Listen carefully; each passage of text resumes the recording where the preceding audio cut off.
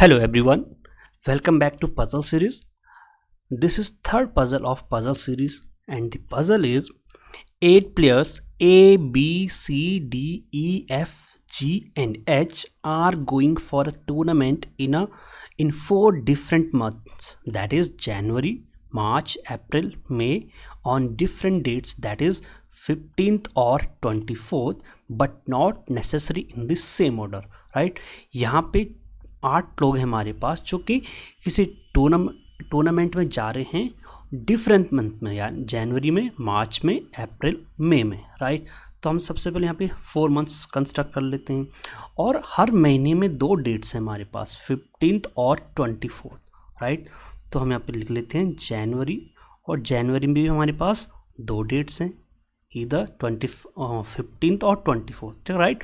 तो हमें यहाँ पे डेट्स लिखने की ज़रूरत नहीं है। फिर हमारे पास नेक्स्ट मंथ है मार्च, सिर्फ हम एम लिख लेंगे, अप्रैल में ए और मई में एम। चलो, हर मंथ में हमारे पास 2 डेट्स हैं तो हम हर मंथ को 2 पार्ट में स्प्लिट कर लेते हैं। अब हम इस लाइन को आगे तक एक्सटेंड करेंगे ताकि हम, अगर 2 से ज़्यादा केसेस बनते हैं तो हम इजीली इसी पे इजीली सॉल्व कर पाएँ। चलो, तो सबसे पहले तो हमें ये लेंथ एक्सटेंड करनी है। देन चलो अब रीड करते हैं कि हमें यहाँ पे क्या क्या डेटा गिवन है। देखो, सबसे पहले जो डेटा हमें गिवन है, more than 4 players go between B and D, ठीक है। 8 लोग हैं, 4 मंथ्स हैं हमारे पास और 2 डेट्स हैं, यानी हर मंथ्स में 2 डेट्स हैं और 4 मंथ्स हमारे पास हो जाएंगे 8 डेट्स, यानी 8 प्लेयर्स हैं जो कि टूर्नामेंट में जा रहे हैं। हर मंथ में 1 प्लेयर जाएगा, हर मंथ में 2 प्लेयर्स जाएंगे, एक डेट पे सिर्फ 1 ही प्लेयर जाएगा, ठीक है। अब जो सबसे पहले डाटा हमें गिवन है कि 4 players go between B and D, B और डी के बीच में हमारे पास 4 प्लेयर्स जाते हैं, बट ये नहीं पता है कि पहले बी जाता है टूर्नामेंट में या फिर डी जाता है। तो हम इस इंफॉर्मेशन को यहाँ पे लिख लेंगे कुछ इस तरीके से, सो दैट कि हमें इस डेटा को बार बार रीड ना करना पड़े, राइट। हम अपना टाइम सेव करेंगे यहाँ पे इस इंफॉर्मेशन को शॉर्ट में लिख के, यानी अगर बी और डी के बीच में कितने, मोर than 4 players, right, not exactly 4 but more than 4 players, so I right here 4+, यानी बी और डी के बीच में 4 से ज़्यादा लोग, 5 भी हो सकते हैं, 6 भी हो सकते हैं, ठीक है।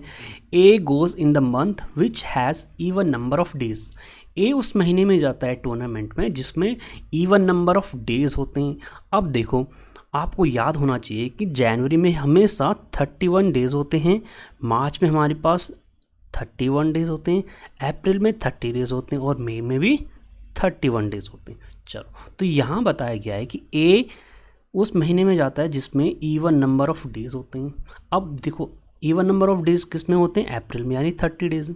अब ए आपका अप्रैल में जाएगा, या तो 15 अप्रैल को जाएगा या फिर 24 अप्रैल को जाएगा।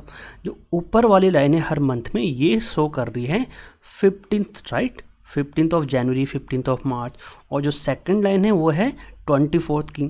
तो ए जो है 15th को भी जा सकता है अप्रैल में और 24th को भी जा सकता है। मैंने दोनों केसेस को हमें कंसिडर करना पड़ेगा। चलो, मैंने ये समझ लिया यहाँ पे कि ए जाता है 15th ऑफ अप्रैल को, या फिर ए 24th अप्रैल को भी जा सकता है, ठीक है। दोनों केसेस कंसिडर कर ले। हम अपनी तरफ से एज्यूम नहीं करेंगे कि ए 15th को जाएगा, अदरवाइज हमारा क्वेश्चन गलत भी हो सकता है। चलो, नेक्स्ट जो डेटा हमारे पास, H goes before A, H A से पहले तो जाता है but after C, H goes before A, यानी एच हमारे पास ए से पहले जाता है, ठीक है, और ई के बाद।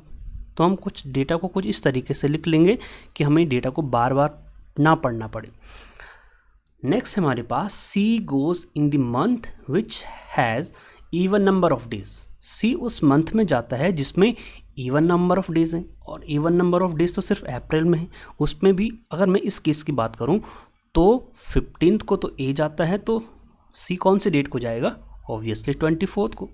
दूसरे केस में अगर ए 24th को जाता है तो सी यहाँ पे आ जाएगा, ठीक है, क्योंकि इवन नंबर ऑफ डेज तो सिर्फ अप्रैल में हमारे पास। Then two players go between C and F, C और एफ के बीच में 2 प्लेयर्स जाते हैं। चलो अगर इस केस की बात करें, अगर सी यहाँ पे आता है तो 2 प्लेयर छोड़ के एफ आएगा, यानी अगर डाउनवर्ड देखूँ तो 2 प्लेयर के बाद एफ के लिए तो कोई पोजीशन है ही नहीं।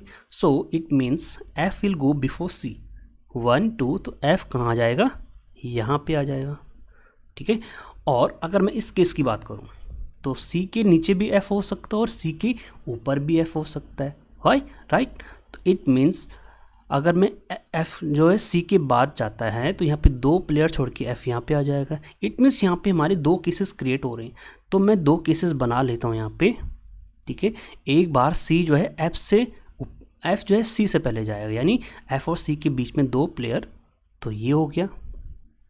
ठीक है, दूसरा केस कि एफ जो है सी के नीचे आएगा और इनके बीच में 2 प्लेयर्स, राइट, तो ये वाली कंडीशन हो गई। Then B goes just before F, B एकदम एफ से पहले जाता है, राइट। बी जिस डेट को जाता है, जिस मंथ को जाता है, उससे पहले एफ जाता है, यानी अगर एफ यहाँ पे है तो बी कब जाएगा, इस तारीख को जाएगा। एफ यहाँ है तो बी कब जाएगा, ये अब जाएगा। और यहाँ पे एफ यहाँ है तो बी कहाँ पे आ जाएगा, यहाँ पे आ जाएगा। चलो ये वाला हो गया। Then G does not go on odd date, G odd date को नहीं जाता, मतलब जी 15th को नहीं जाता है, तो कब जाएगा, 24th को। ठीक है, इट मीन्स जी जाता है 24th को। जी गोज आफ्टर सी, जी कब जाता है, सी के बाद। चलो तीनों केसेस में देख लेते हैं कि जी की क्या पोजीशन हो सकती है। तो अगर मैं फर्स्ट केस की बात करूं तो सी में जी के लिए यहाँ पे कौन सी पोजीशन बच जाएगी, 24th, ये यहाँ पे बच जाएगा 24th में, तो जी की पोजीशन होगी यहाँ पे ये वाली। इस केस में हमारे पास यही पोजीशन बच गई, क्योंकि 24 अप्रैल तो ऑलरेडी ऑक्यूपाइड है। यहाँ पे बात करें तो जी के लिए कोई पोजीशन है ही नहीं, क्योंकि 24 अप्रैल भी ऑक्यूपाइड है और 24 में भी ऑक्यूपाइड है। इट मीन्स ये वाला केस तो हो गया हमारा फॉल्स। देन नेक्स्ट है आपके पास, चलो ये वाली कंडीशन होगी। अब आपके पास 2 कंडीशंस बच गई हैं। ठीक है, अब इनको हमें अरेंज करना है। यहाँ पे देखो बी और डी तो हमारे पास, चलो अगर मैं बी यहाँ मान लूँ, यानी अगर आप इस कंडीशन को पहले लेते हो तो बी और डी के बीच में 4 से ज़्यादा लोग, ठीक, तो 4 से ज़्यादा लोग, 1 2 3 4 से ज़्यादा यानी 5, तो डी यहाँ आना चाहिए। ठीक, इट मीन्स, और डी या तो यहाँ पे, अगर डी यहाँ तो आ नहीं सकता क्योंकि इनके बीच में 4 से ज़्यादा लोग होंगे ही नहीं, सिर्फ दूसरी पोजीशन जो डी के लिए बचती है वो यहाँ बचती है। और अगर डी यहाँ आता है तो यहाँ पे बी और डी के बीच में 4 पर्सन्स हो जाते हैं। इट मीन्स ये वाली कंडीशन भी हमारी फॉल्स हो गई। अब यहाँ पे देखते हैं बी कि डी की पोजीशन क्या बनेगी कि इनके बीच में 4 से ज़्यादा लोग आ जाएं, 1 2 3 4 5। अब डी के लिए सिर्फ यही पोजीशन है, डी तो यहाँ पे आ नहीं सकता, यहाँ नहीं आ सकता, तो डी के लिए यहीं पे बचा सिर्फ, और यहाँ पे हमारे इनके बीच में 5 लोग आ रहे हैं। देखिए अब देखो बच के हमारे पास ये कंडीशन भी हो गई फुलफिल। ई के नीचे एच और एच के नीचे ए, देखो ए तो आ चुका है, यानी ए से ऊपर एच और एच से ऊपर ई, तो ए से ऊपर एच यहाँ आ जाएगा और एच से ऊपर ई यहाँ आ जाएगा। तो इस तरीके से हमने ये पजल सॉल्व कर लिए हैं और इसके बेसिस पे अब हम 5 क्वेश्चन सॉल्व करने वाले हैं। तो फ्रेंड्स हमारे पास जो 5 क्वेश्चन है पजल पे बेस वो हैं। देखो सबसे पहला क्वेश्चन जो हमारे पास है that is who among the following player goes on 15th of March. 15th of March को कौन सा प्लेयर जाता है, देखो मार्च होगा हमारे पास ये वाला, ठीक है, और इसमें 15th यानी जो फर्स्ट वाली, या सिर्फ ये वाला केस, बाकी केस हमारी गलत हो गई। तो इसमें 15 मार्च को कौन जाता है, ई, तो हमारा आंसर यहाँ पे हो गया, ठीक है। इसमें 5th पार्ट भी होगा, तो यहाँ पे हमारा आंसर हो जाएगा ई, राइट, क्योंकि यहाँ पे हमारा जो 15th ऑफ मार्च को आ रहा है वो आ रहा है ई। चलो नेक्स्ट क्वेश्चन है। यहाँ पे देखो आपके पास हर क्वेश्चन में 5 ऑप्शन होंगे।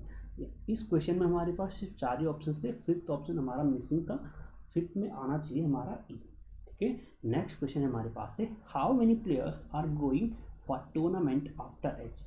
एच के बाद कितने प्लेयर्स आ रहे हैं टूर्नामेंट में, देखो एच हो गया ये, 2 महीने हो गया एच के बाद, यानी 4 प्लेयर्स हो जाना चाहिए यहाँ पे। तो इसका आंसर हो गया option number D, that is 4। Next question है which of the following statement is true about D. D के regarding which statement is true among these following. तो हमें सारे ऑप्शंस पढ़ने। कई बार आपको लगेगा कि सिर्फ फर्स्ट ऑप्शन सही है, बट देखो इस टाइप्स का भी आपको लगेगा कि जैसे बी ऑप्शन है कि ये बी सही हो गया तो हम जल्दीबाजी में बी को टिक कर लेते हैं, बट यहाँ पे डी ऑप्शन भी करेक्ट हो सकता है, यानी बोथ बी एंड डी भी इसका आंसर हो सकता है, राइट। तो पहले डी देखिए कहाँ पे, यहाँ पे है, फर्स्ट स्टेटमेंट है D goes on even number of date. तो क्या डी इवन नंबर ऑफ के डेट को जाता है, यानी 24 को नहीं, ये वाला तो गलत हो गया। More than 3 persons go before D, D से पहले चार से ज़्यादा लोग जाते हैं, मोर देन 3 से ज़्यादा लोग, यस 3 से ज़्यादा लोग जाते हैं, यानी बी ऑप्शन करेक्ट है। She goes immediate after D, सी जो है डी के इमीडिएट आफ्टर जाता है, नहीं, गलत। Only 3 persons goes between D and E, D और ई के बीच में एग्जैक्ट 3 लोग जाते हैं, तो ई ये हो गया, डी ये हो गया, 1 2 और 3 है, it is correct. It means हमारा आंसर हो गया both B and D are correct. So next question is which of the following combination is true about F, F के रिगार्डिंग कौन सा स्टेटमेंट यहाँ पे ट्रू है। तो एफ कहाँ पे हमारे पास, एफ हो गया ये, ठीक है। नाउ May 15th, तो क्या एफ May 15th को जाता है, नहीं, गलत, this is wrong. Next is April 24, no, this is also wrong. January 24th, yes, January 24th, so the correct option is option number 3rd, that is January 24th। Next है हमारे पास who among the following goes immediate after G, G के immediate after कौन जाता है। देखो जी तो last में हमारे पास, तो जी के बाद तो कोई जाता ही नहीं है, it means no one goes after G. तो हमारा करेक्ट आंसर हो गया option number 5, that is no one. तो इस तरीके से हमने इस पजल को सॉल्व करा, और इस पजल पे बेस हमारे पास इस तरीके से 5 क्वेश्चंस पूछे जाएंगे 1 by 1। Each question will carry 1 marks, और हर एक गलत मार्क्स में 1/4 मार्क्स नेगेटिव होता है, राइट। तो हमें क्वेश्चंस को बहुत केयरफुली पढ़ना पड़ता है। पजल्स को बनाने के बाद 5 क्वेश्चंस को हम आंसर ईजिली कर लेते हैं। Thank you.